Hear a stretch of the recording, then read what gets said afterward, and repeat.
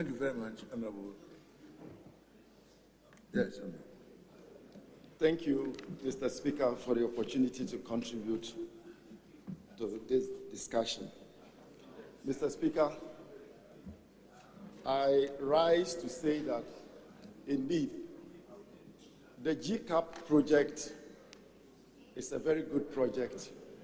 Some of us are witnesses and can attest to the report that through this intervention, the conservative yield per hectare for rice production in the then SADA area, or generally in Ghana, has been in the range of 1.5 to 1.8 metric tons per hectare. This has increased now to about 3.7, 3.8 per hectare. That looks quite refreshing, although we are way, way behind the production levels in Africa and in the rest of the world. Somewhere in Japan, the production per hectare is about 9 metric tons per hectare. So we still have a long way to go. The JICA project, as having been ably explained by the chairman in his report, is a clear example of how public-private partnership has been used to bring up low-hanging fruits in the agricultural production in this country. And I would recommend and support that such initiatives should be continued. If you look at the $50 million loan that is being currently pursued, it's mainly to be used to satisfy the conditions of component 3 of the program, which is to modernize, rehabilitate, and construct new irrigation schemes. And for me, per the report, that would have provided job opportunities to close to 3,000 smallholder farmers in this country. And I think that is a good thing to do. My concern, however, Mr. Speaker, which I think we should clearly look at as a house, is how can we be seeking for a $50 million loan? And the fourth component of the loan, as stated in this report, is for project management, monitoring, and evaluation. And Mr. Speaker, it will surprise you to learn that this component alone is taking $21.25 million. The first Deputy Speaker will take the chair. Please go on. Mr. Speaker, it will surprise you to note that the fourth component of the loan, which is for project management, monitoring, and evaluation, is taking $21.25 million out of the $50 million that is being sought for the project. Hey! Mr. Speaker, I think what even makes it more funny and interesting and curious to note is that there has not been any breakdown whatsoever as to how this amount is to be expended. And I thought that was even supposed page 6. Page 6. Hold on. Yes, Chairman, are you on a point of order? Rightly so, Mr. Speaker. Mr. Speaker, we are called upon today to approve a loan amount of 50 million. All of the 50 million is going to rehabilitate irrigation facilities. Yes. Now, the total JICA facility that you took in 2015, this component going to MNU was allocated to it. So I'm reporting on all of the JICA facility. But this one that we are taking now, all of the 50 million is going to rehabilitate irrigation facility. So that MNU, you quoted 21.3 million. That was what the NDC government assigned for MNU. Thank you, Mr. Speaker. I think the honorable chairman of the committee would have done us a lot of good if he had shown any documents to that. As we speak, I'm speaking to the report, and I don't have this before me, so I cannot take what he's saying on its surface. Honorable Minister for Monitoring and Evaluation. Mr. Speaker, the honorable member has a copy of the report in his hand. Page 6, where he talks about the MAE, he says, original credit 14.15, grant 7.1. That is the documentation that he was reporting on, which was taken by your government. Not this new 50 million. The original credit for MNE from NDC government. No, Mr. Speaker, my very good senior minister, let me put it that way, in economics, is gotten it all wrong this time. It talks, if you look at the entirety of the loan, it gives further breakdown, which aspect is a loan and which aspect is a grant. Yes. So yes. So you do the mathematics. The 50 million, 33.2% of that is grant. So if you further break it down, it comes to this. Yes. Yeah, it's in the report. I'm speaking to the report. Don't engage them. Don't engage them. Engage the speaker. Okay, let me take to the speaker board. So, Mr. Speaker, this is something I just want to draw the House attention to. Yes. Oh, don't engage them. Don't engage the speaker. Mr. Speaker, I initially agreed, and I still stand by, that this loan is something good for our rural folks, because the construction of new dams and rehabilitation of the old ones will go a long way to increase agricultural productivity.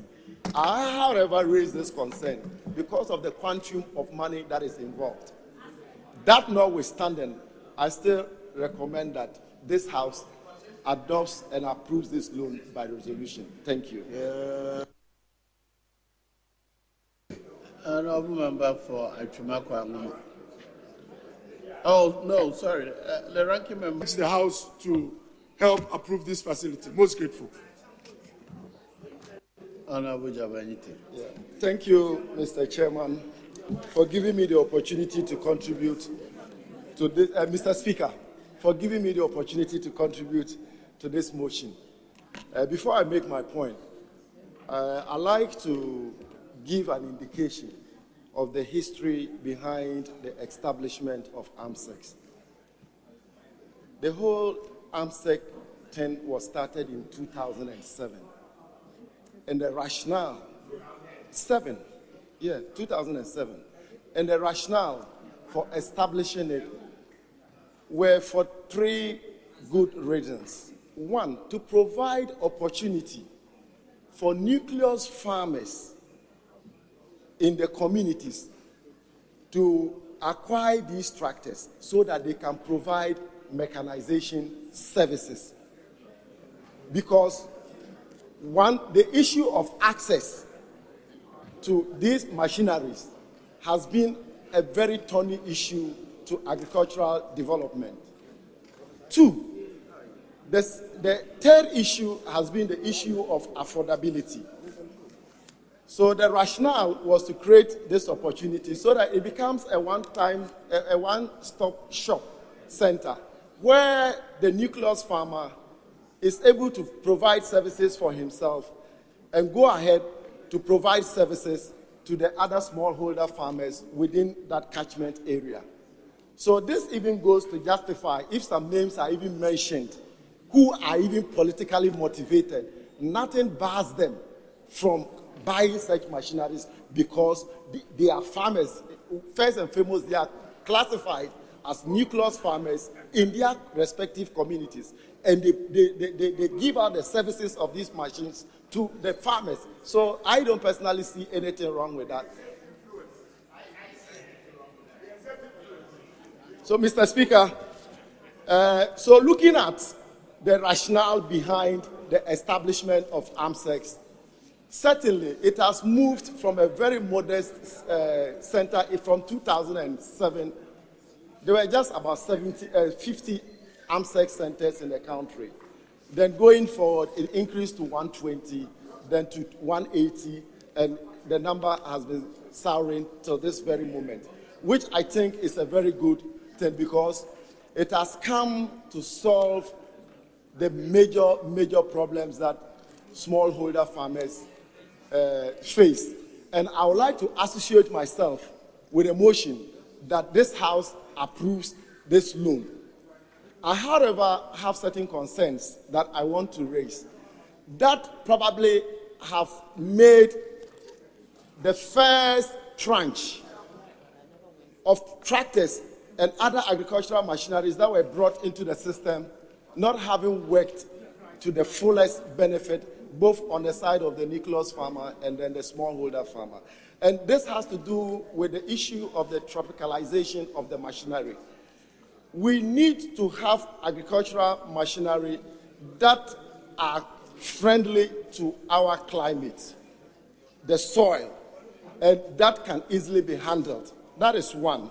Two, we also need to have just simple four-stroke agricultural machineries without much electronic complications, so that the ordinary mechanic at Swami, the ordinary mechanic at Tamale, the ordinary mechanic in Chereponi can easily work on them.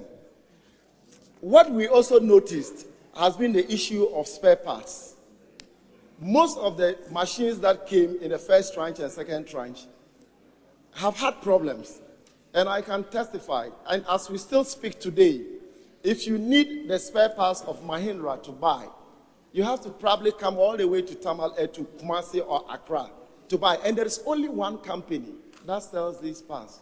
So you go around the country and you see a lot of these machines whose lifespan have just been brought to an abrupt end because the parts are not readily available.